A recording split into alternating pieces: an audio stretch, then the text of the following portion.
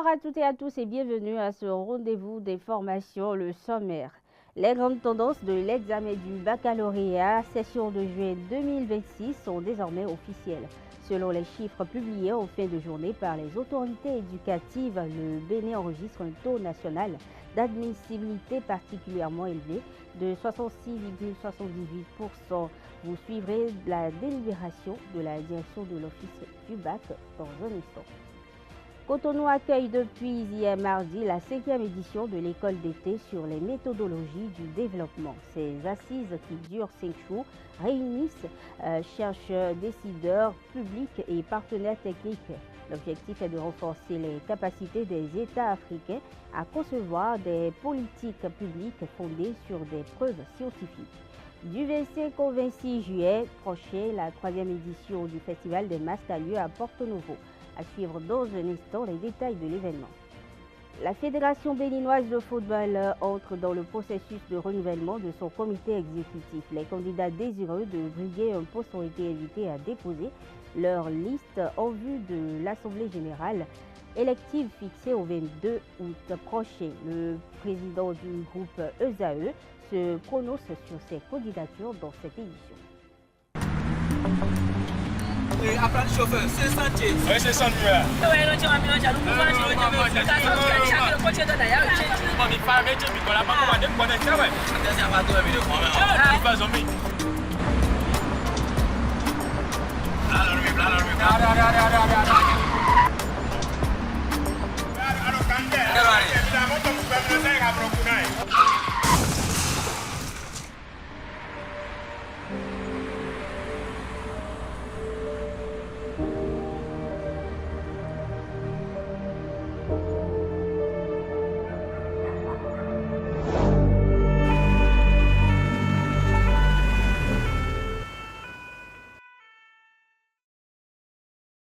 Ensemble, disons oui à la courtoisie au volant.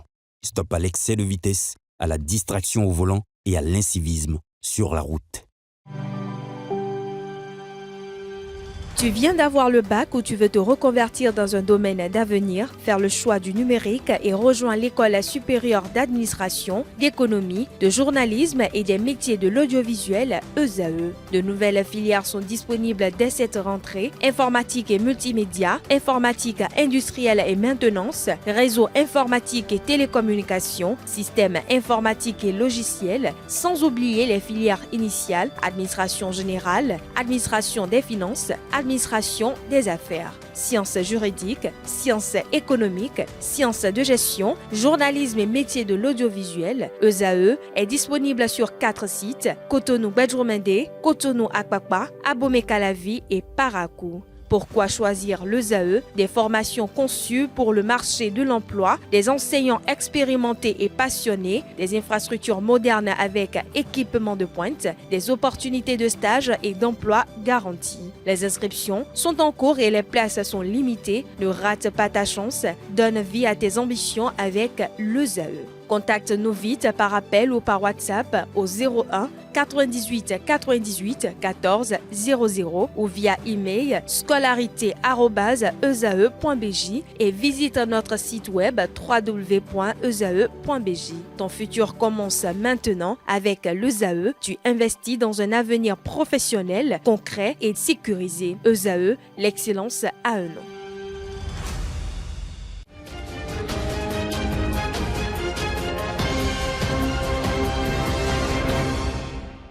À nouveau, bonsoir. Le directeur de l'Office du baccalauréat du Bénin a rendu public les grandes tendances de l'examen national du baccalauréat, session de juin 2026. C'était au détour d'un point de presse animé ce mercredi.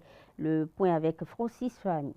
Sur 75 925 candidats présents, nous avons enregistré 50 705 candidats admissibles, soit un taux de 66,98%.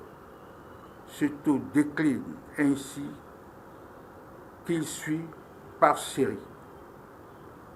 Série A1, 83,60%, série A2, 81,7%, Série B, 79,43%. Série C, 80,56%.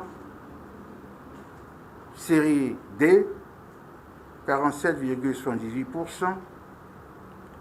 Série E, 69,57%. Série EA, 61%. Série F1, 58,01%. Série F2, 85,11%. F3, 68,38%. F4, 57,48%. Série G1, 85,23%. Série G2, 85,58%. Série G3, 85,14%. Soit un total de 66,78%. Mesdames et messieurs, les résultats de l'examen du baccalauréat session de juin 2026 sont le fruit du sacrifice consenti à divers niveaux. J'adresse mes vives félicitations aux candidats admissibles qui ont honoré par leur succès les enseignants, les chefs d'établissement, les corps de contrôle et leurs parents. C'est également pour moi l'occasion d'exprimer ma gratitude au chef de l'État, au président Romuald Wadani, pour la confiance renouvelée à mon équipe et à moi-même. Merci également à Madame la ministre de l'Enseignement supérieur et de la Recherche scientifique, en charge de la formation technique, qui n'a ménagé aucun effort pour nous accompagner et assurer le suivi de l'organisation et du déroulement de cet examen avec l'appui de son collègue ministre de l'Enseignement secondaire. C'est le lieu de leur exprimer toute notre reconnaissance. Voici à présent les prochaines étapes de l'examen national baccalauréat session de juin 2026. Les épreuves facultatives de langue nationale, d'économie familiale et sociale auront lieu le samedi 11 juillet prochain. Les épreuves facultatives de dessin et musique ont lieu le 13 juillet. Les épreuves éducatives, physiques et sportives se dérouleront du 13 au 14 juillet prochain. La deuxième délibération aura lieu le mercredi 15 juillet, les épreuves orales le vendredi 17 juillet et la troisième et dernière délibération se tiendra le samedi 18 juillet. Les lieux de déroulement de ces épreuves seront rendus publics et accessibles à tous grâce aux médias. Une fois encore, nos félicitations aux candidats admissibles et du courage aux candidats recalés. Nous poursuivons cette édition, la 5e édition de l'école d'été sur les méthodologies de développement a été lancée ce mardi 7 juillet à Cotonou et pendant 5 jours, chercheurs, décideurs publics et partenaires techniques vont échanger autour des méthodes d'évaluation d'impact afin de renforcer les capacités des États africains à concevoir les politiques publiques fondées sur des épreuves scientifiques. À l'ouverture des travaux, la directrice de l'Agence française de développement au Bénin, Laure Westberger, a souligné que les défis liés au changement climatique, à l'emploi des jeunes, à l'urbanisation ou encore à la cohésion sociale exigent des politiques publiques conçues sur la base d'analyses rigoureuses. Représentant le ministre de l'Économie et des Finances en charge de la coopération, Alastair Alissato, a salué le choix porté sur le Bénin pour accueillir la dite édition. Et selon lui, l'évaluation est désormais un outil permanent d'aide à la décision conformément aux réformes engagées par le gouvernement, notamment la loi cadre sur la planification du développement et l'évaluation des politiques publiques ainsi que la vision Bénin 2060 à la FIA, un monde de splendeur.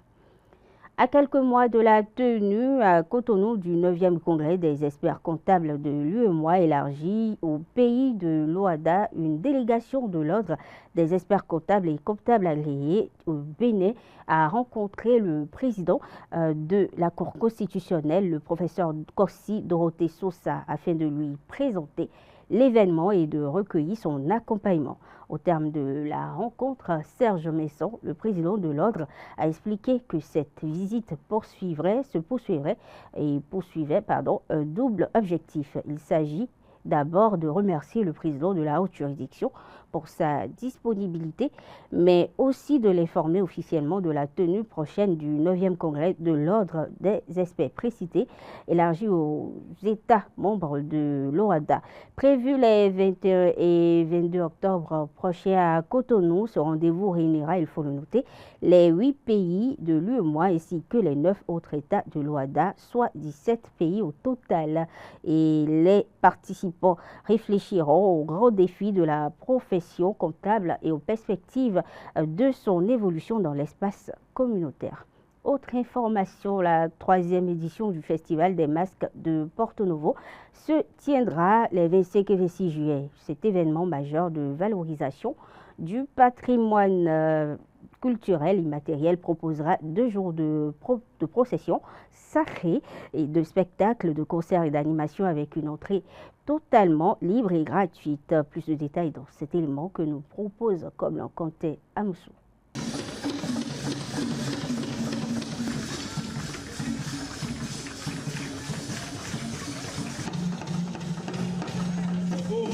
C'est une immersion totale au cœur du sacré et de l'identité béninoise. Porto Novo, la capitale culturelle, s'apprête à vibrer au rythme de la 3e édition de son désormais incontournable Festival des masques. Un événement majeur entièrement gratuit dédié à la célébration et la sauvegarde de notre patrimoine immatériel.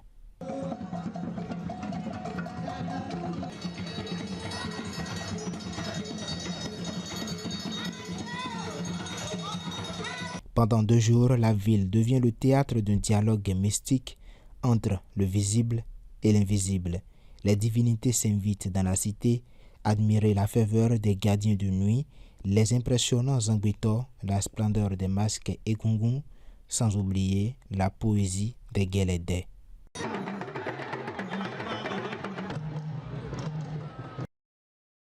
Une célébration unique qui attire cette année encore des troupes venues des 4 coins d'Afrique et du monde.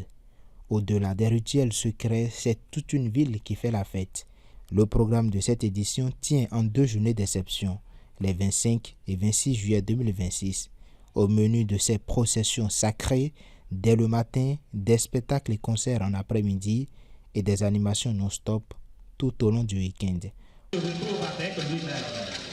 Plus de 2 semaines déjà qu'une pluie diluvienne s'abat sur Cotonou, créant l'inondation dans les rues, les quartiers de la ville Cotonou. À Sikekodji, des eaux stagnantes siègent dans certaines maisons.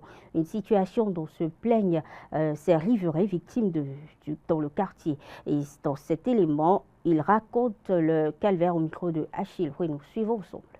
L'eau est là, stagnante, devenu un problème pour ses habitants de Sikekodji. Dans ces maisons approchées, les difficultés sont remarquables. Cette pluie diluvienne qui s'abat sur Cotonou depuis quelques semaines a laissé des séquelles. Ils racontent leur péripétie. On a vu cette pluie-là maintenant, là. Ça y a fait au moins 7 ans. Mais le pluie qui était commencé depuis 2 semaines, là, vraiment ça là, c'est dur.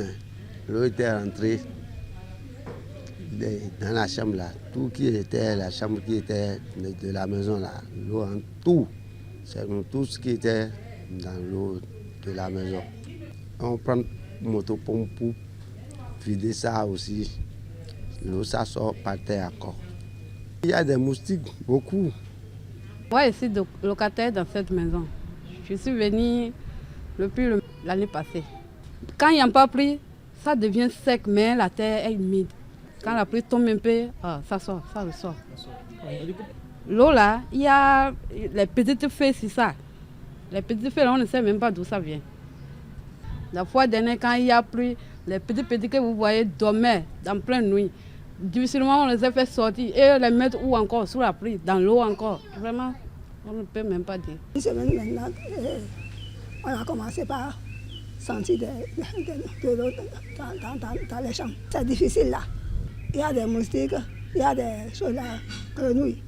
Ils demandent aux autorités compétentes de venir à leur aide. C'est le maire de Cotonou qui va venir pour nous sauver maintenant. On aime beaucoup. On est dans le bas-fond, il y a beaucoup d'eau. Vraiment, c'est difficile. C'est difficile. Et même ils peuvent voir ce qu'ils peuvent faire pour nous.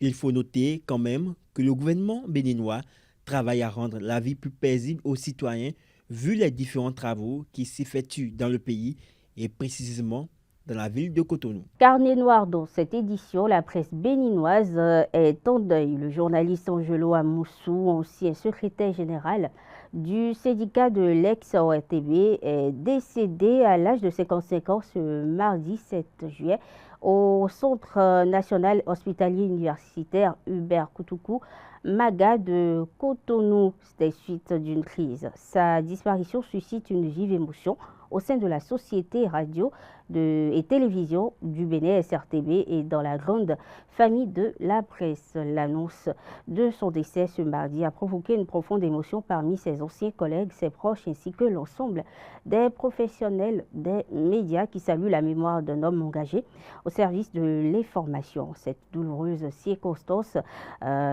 sont adressées à sa famille, ses proches ainsi qu'à toute sa communauté à la SRTB. Nos vives condoléances. Autre information, l'autorité parentale, longtemps considérée comme le fondement de l'éducation, semble aujourd'hui faire face à de nouveaux défis entre influence des réseaux sociaux, évolution des mentalités et quête de l'autonomie des jeunes. La place des parents dans l'encadrement de leurs enfants suscite de nombreuses interrogation. Les parents ont-ils encore de l'autorité sur les enfants aujourd'hui? Quelques citoyens répondent à cette interrogation au micro de Morissette Semassouci.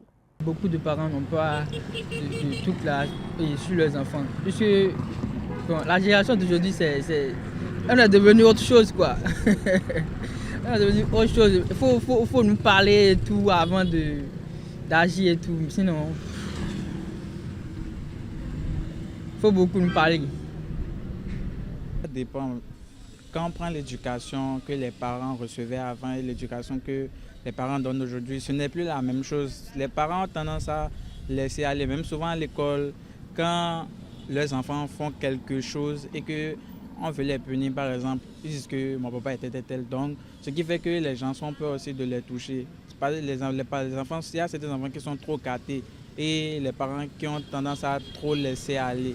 Donc, ça fait que les enfants dépassent les limites de nos jours, ils n'arrivent plus à respecter les parents et font ce qu'ils veulent. Parce qu'ils se disent que, bon, à part ça, ils se disent que les parents, ils font pas grand-chose, quoi. Qu'eux-mêmes, ils peuvent se chercher. Du moment où ils voient les autres aussi, ils font ce qu'ils veulent. Bien, les jeunes, comment les jeunes vivent aujourd'hui, eux-mêmes, ils se disent que s'ils font ça, eux-mêmes, ils sont capables.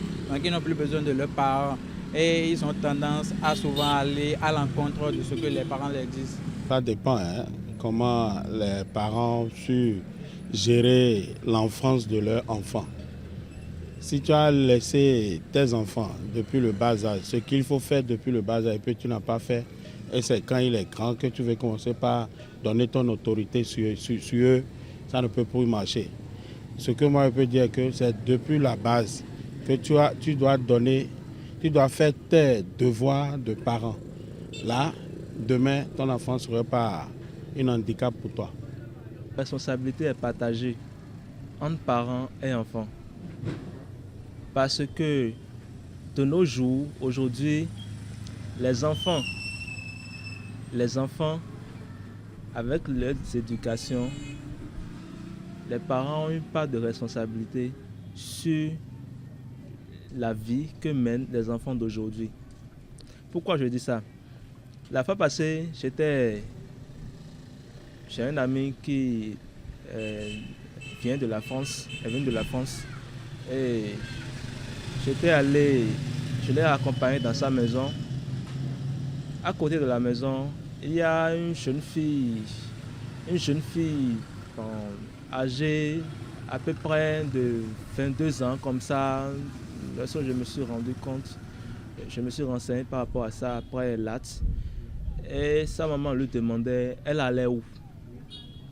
Elle disait à la maman qu'elle allait chez ses amis, qu'elle vient dans 3 jours.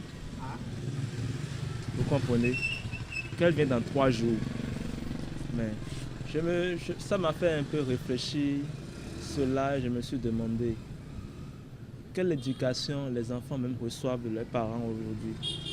Ou la maman même la laisse partir sans rien dire. Les enfants amènent de grosses sommes d'argent à la maison. Les parents ne demandent même pas d'où vient cet argent. Ils mènent une vie où eux-mêmes ils ne savent pas.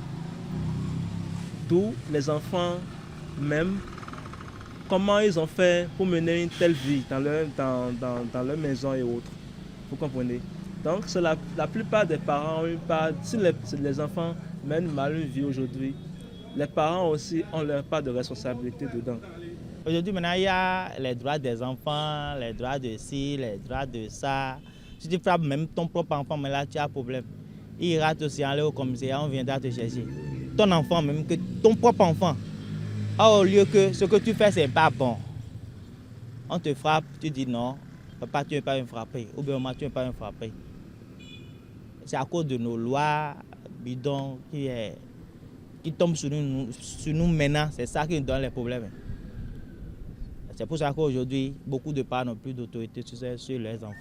Par rapport à ce point, moi, je vois que ce n'est pas que les parents n'ont pas l'autorité sur les enfants, mais l'éducation, notre éducation d'aujourd'hui, parce que moi, je commence depuis à l'école, parce que les programmes qui sont arrivés par rapport à l'intervention des ONG pour dire que les parents n'ont plus le droit de corriger les enfants à un niveau de... Comme moi je n'ai pas fait le nouveau programme, moi j'ai fait l'ancien programme. Donc l'éducation que moi j'ai eue, ce n'est pas ce qui se passe aujourd'hui. Et mon enfant, donc moi j'ai à la maison, je ne veux pas lui donner l'éducation ce qui se passe aujourd'hui. Et mais ça ne peut pas m'amener jusqu'à abattre ma fille ou abattre mon enfant. Jusqu'à la mort va l'emporter, c'est trop parti. Autre fait de société, lorsqu'une femme qui est déjà engagée dans une relation reçoit les cadeaux de prétendant ou de l'homme qui lui fait des avances ou lui fait la cour simplement, comment peut-on interpréter ce geste? Ou alors, à la question de savoir, une femme qui est déjà dans une relation, peut-elle accepter les cadeaux d'un autre prétendant ou d'un homme qui lui dit des avances en dehors de son amoureux? Les citoyens ont répondu à cette question et ils sont au micro de Diane Kouagou. Nous sommes des Béninois. Nous sommes dans un pays où nous avons des règles face à cette affaire-là. Marié a des règles.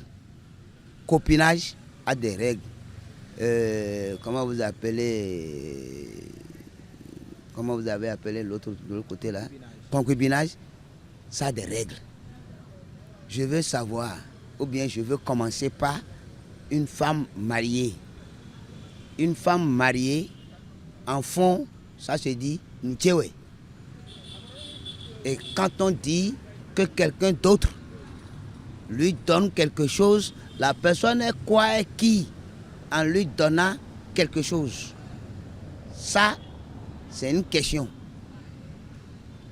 Deuxième, quand vous dites que c'est une amie, elle est libre. Elle est libre pour monsieur tout le monde parce que pour le moment, elle ne t'appartient pas. Donc, elle peut prendre le cadeau de qui la trouve pour l'instant jolie aussi comme toi. Donc, elle peut prendre ça. Mais quand on dit, enfin, Asitchedi, ma femme, c'est un peu difficile de dire ou bien d'entendre que cette femme, même mon propre frère, ne peut pas donner un cadeau à ma femme sans rien me dire. Si c'est marié, c'est pas possible.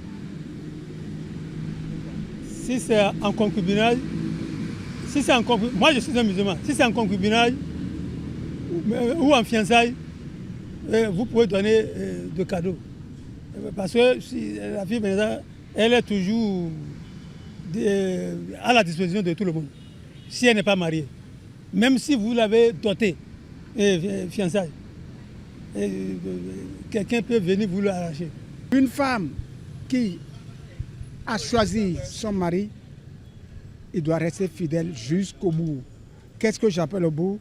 Jusqu'à leur dernier souffle à eux deux. Le cadeau d'un prétendant n'est pas indiqué. Si c'est marié, vous n'avez pas le droit. Sauf si c'est un de vos parents, ou bien si c'est un ami de votre mari, et à condition que vous dites aussi à votre mari. Même si, ou bien l'autre aussi doit avertir votre mari. Mais si vous vivez en concubinage, vous savez ce que c'est. Le mot même dit ce qu'elle est. On a dit concubinage. Aujourd'hui, ce que moi je remarque chez moi, dans concubinage, les gens ont des enfants. Maintenant, comment on appelle ça? Je ne trouve pas la réponse de ça moi-même personnellement. Concubinage, ils ont donné des enfants. Sans connaître famille, sans connaître quoi. Mais ils ont des enfants, ils vivent comme ça. Comment lui peut donner des interdictions et que cette femme-là respecte l'homme qu'il est? Nous sommes en concubinage, j'ai donné un enfant, 2 enfants, et qui est responsable de qui? Je ne vois pas. Maintenant, si vous allez dire, c'est les cadeaux. La femme qui est libre peut prendre n'importe quel cadeau. L'homme aussi. Quand la femme, un autre homme, le voit, et monsieur, madame, s'il vous plaît, venez, prenez ceci. Quand la dame est totalement honnête, bien consciente, cet homme sera arrêté automatiquement par les questions de verbal. Quand elle pose la question à cet homme et l'homme n'a pas pu répondre à elle profondément, elle peut la laisser ce qu'il a donné, ce que cet homme-là lui a donné. Actualité hors de nos frontières à présent, les autorités malgaches ont décidé d'employer la manière forte face à la multiplication des disparitions et assassinats, en particulier d'enfants rapportés ces dernières semaines sur les réseaux sociaux. Alors que la psychose gagne du terrain à Antananarivo, la présidence a annoncé hier mardi le déploiement immédiat de la garde présidentielle et de 400 éléments des forces de défense et de sécurité dans les rues de la capitale. Le Premier ministre a également pris la parole, affirmant notamment que ces crimes étaient destinés à nuire au régime de transition. Autre information, la Chine est en alerte maximale alors que des inondations ont fait au moins 17 morts dans le sud du pays. La province de Guangxi, notamment, a été durement touchée avec plus de 130 000 personnes déplacées face aux intempéries provoquées par le typhon Maisak. Les images qui tournent sur les réseaux sociaux sont impressionnantes. Des vidéos de soutien aux habitants de Guangxi se multiplient sur Xiaohongshu, l'un des réseaux sociaux les plus populaires de Chine. D'autres vidéos montrent la mise en place de secours venus d'autres provinces. Et les scientifiques avertissent que l'intensité et la fréquence des phénomènes météorologiques extrêmes augmenteront à mesure que la planète continue de se réchauffer en raison des émissions de combustibles fossiles.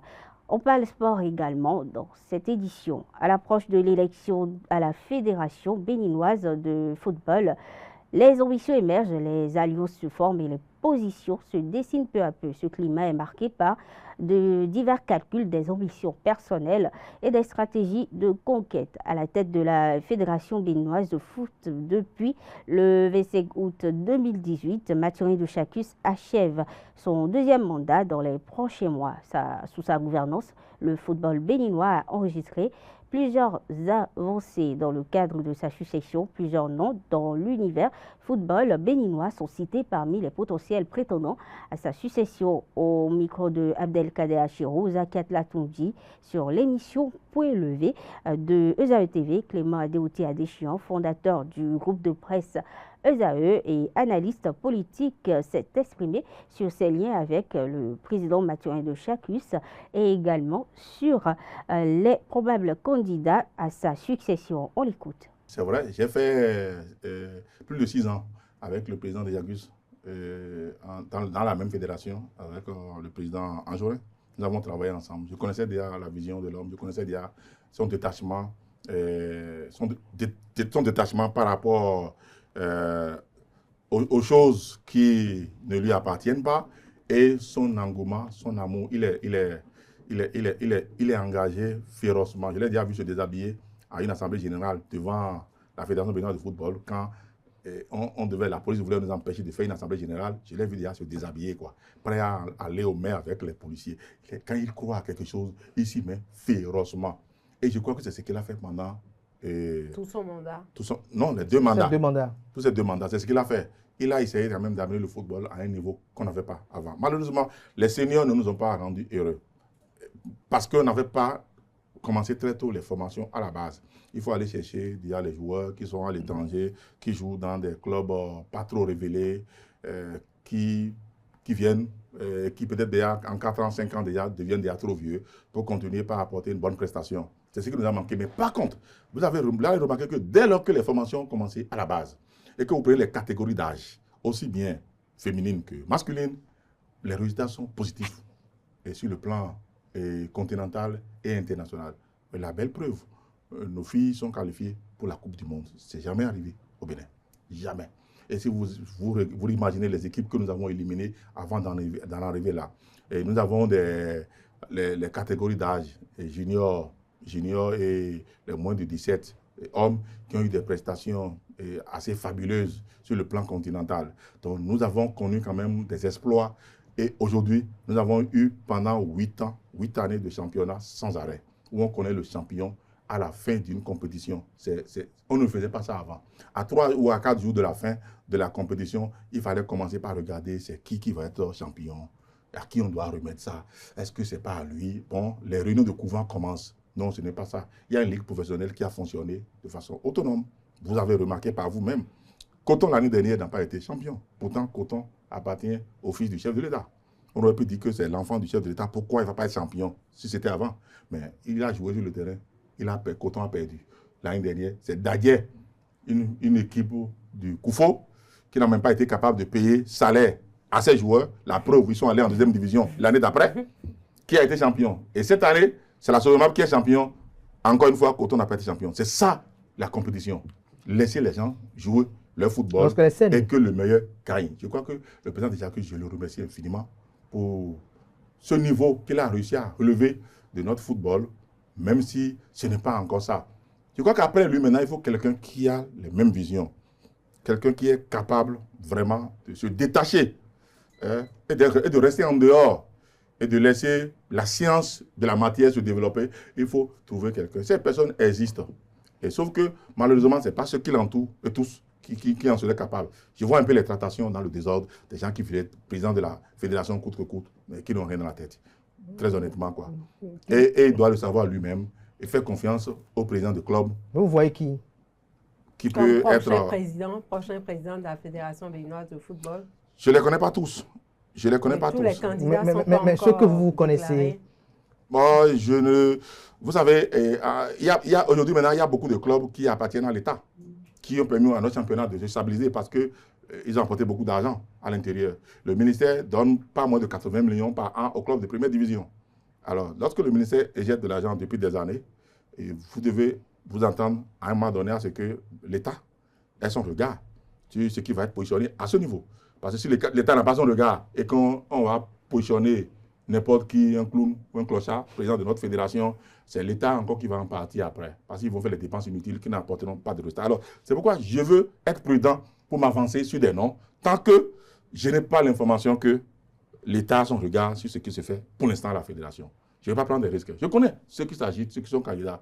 Il n'y a pas grand monde. Sport toujours, le basket reprend ses droits à Parakou depuis hier mardi 7 juillet 2026. L'élite 6 est revenue avec des affiches qui ont donné plein de spectacles aux amoureux du basketball.